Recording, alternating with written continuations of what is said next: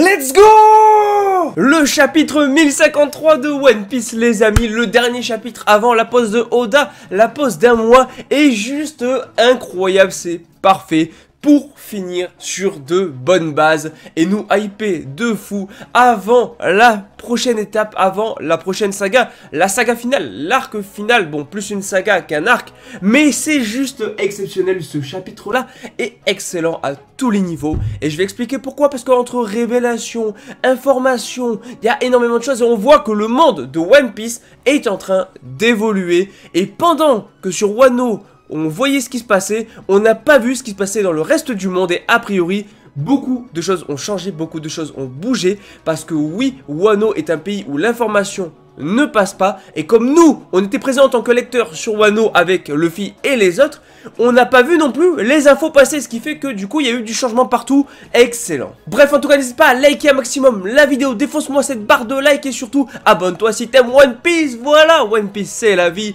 donc abonne-toi et dis-moi en commentaire qu'est-ce que t'as pensé du chapitre, mais également une note sur 10, voilà, je veux ton avis sur le chapitre, c'est maintenant ou jamais, on est sur la pause d'Oda, sur le dernier chapitre avant la pause, avec des révélations et de fou, donc vas-y, mets ton petit commentaire, mets peut-être ta petite note sur 10, voilà. Bref, on va essayer de parler un peu plus calmement, mais je suis tellement hypé par le chapitre que forcément je m'emballe.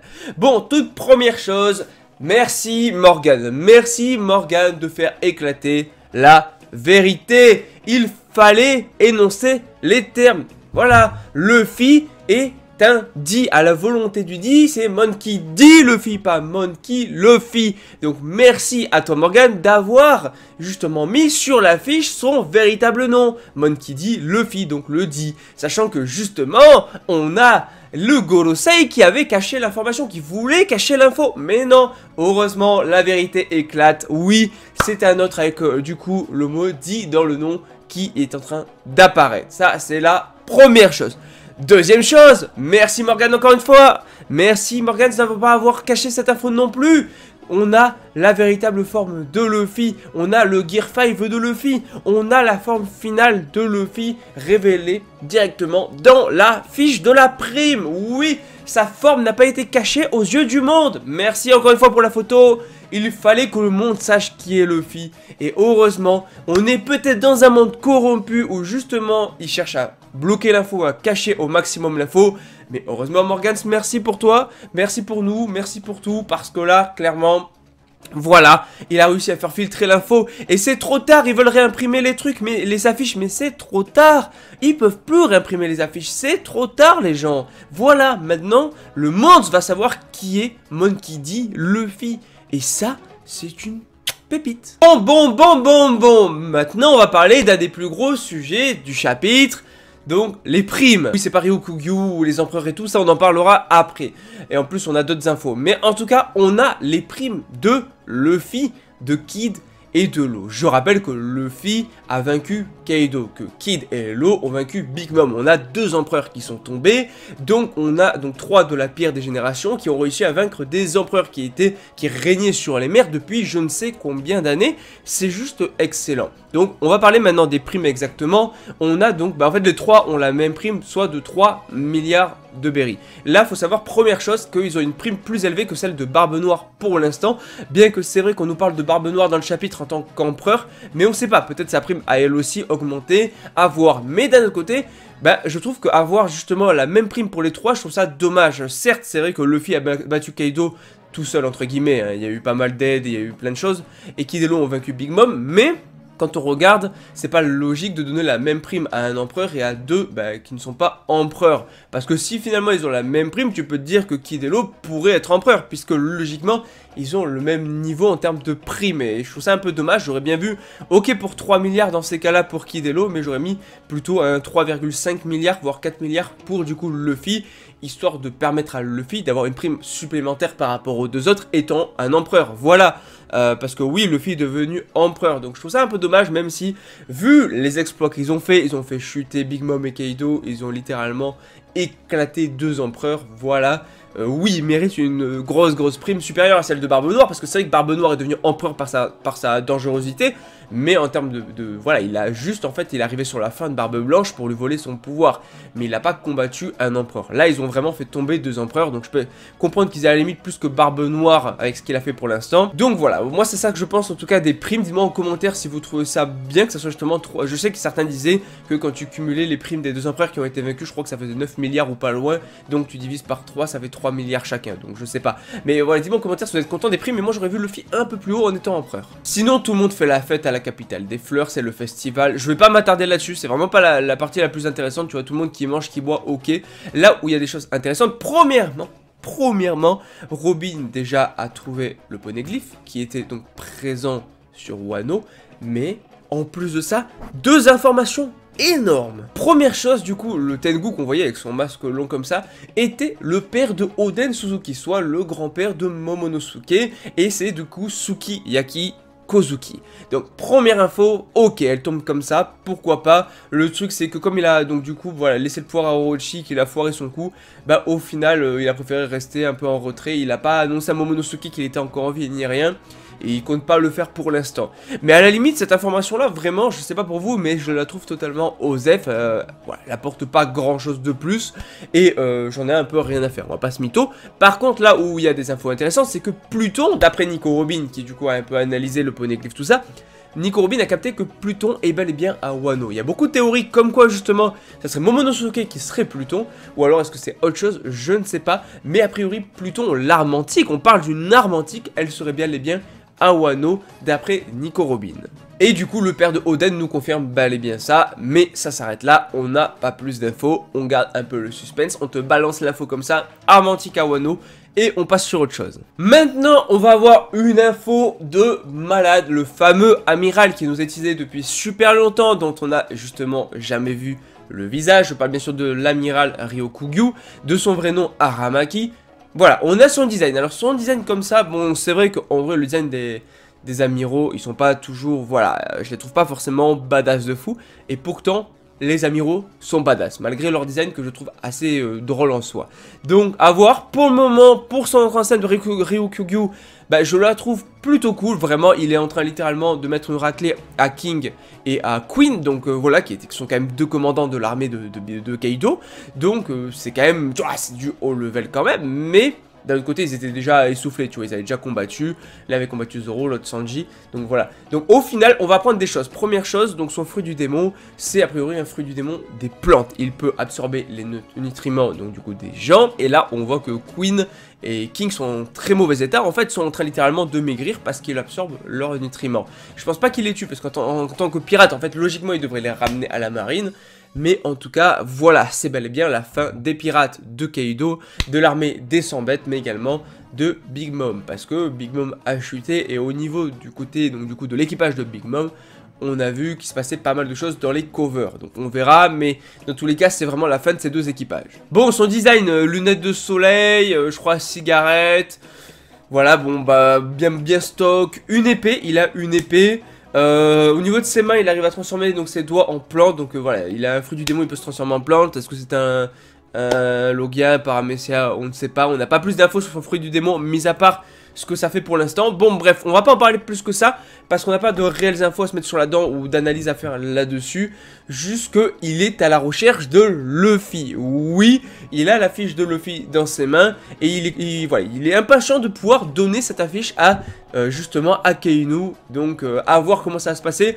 Là on est très mal, parce qu'il y a un amiral qui est présent ici sur Wano pour capturer Luffy. Donc est-ce que la flotte de Luffy pourra arriver? Qu'est-ce qui s'est passé justement en dehors de Wano? Parce que d'après ce que nous dit lui, et même ce qu'on nous dit dans le chapitre, il y a des choses qui bougent, il y a un truc au niveau du gouvernement, il se passe énormément de choses, sauf que comme on était, comme j'ai dit, focus sur Wano, au final comme Luffy les autres, et que à Wano, l'information ne passe pas avec le monde extérieur, on a été coupé du monde pendant toutes les années sur Wano, donc nous-mêmes en tant que lecteurs, on est comme Luffy et les autres, on n'est pas au courant de ce qui peut se passer en dehors de Wano. Et pourtant, on a l'impression qu'il y a des trucs de fou, le monde est en train vraiment de changer, de bouger, le gouvernement semble au plus mal quand même. Bon, maintenant on va parler de la fin du chapitre. Ok, c'est la fête, Kid qui débarque, qui d'un coup se met à attaquer, et donc Luffy qui au final va le choper, le mettre contre lui. Bon, il n'y a pas réellement de combat, hein. C'était plus une petite rigolade entre eux, mais surtout, ça y est, l'info va tomber, on a les 4 nouveaux empereurs. Oui,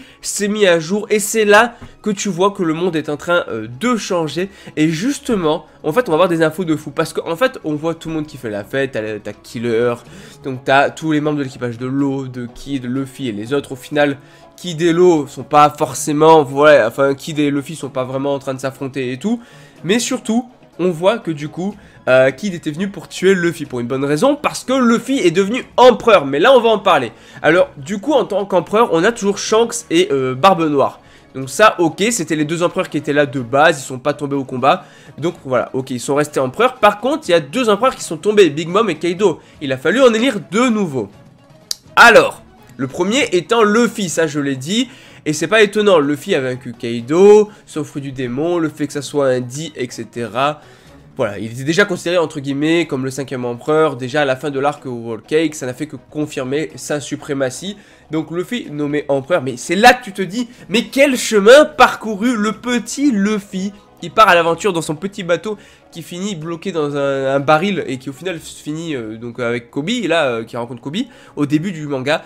Qui ensuite du coup s'est élevé au sommet, a combattu, donc là, a s'échappé de Impel Down, il arrive à Marineford, il en a survécu, il a ensuite Shabody, etc. Tous ces événements qui se sont enchaînés, ensuite Whole Cake, Wano, Dressrosa, etc. Je les ai pas fait dans l'ordre, c'est pas grave. Et en plus, maintenant, ce petit Luffy est devenu un empereur. Oui, les empereurs, ceux qui nous faisaient peur à l'époque, où quand tu parlais de Big Mom, de Kaido, de Shanks, de Barbe Blanche, t'avais le respect, tu te disais, c'est pas de la rigolade ce gars, c'est pas de la rigolade. Avant on te disait Kaido, tu pensais créature la plus puissante au monde, impossible de la vaincre et tout.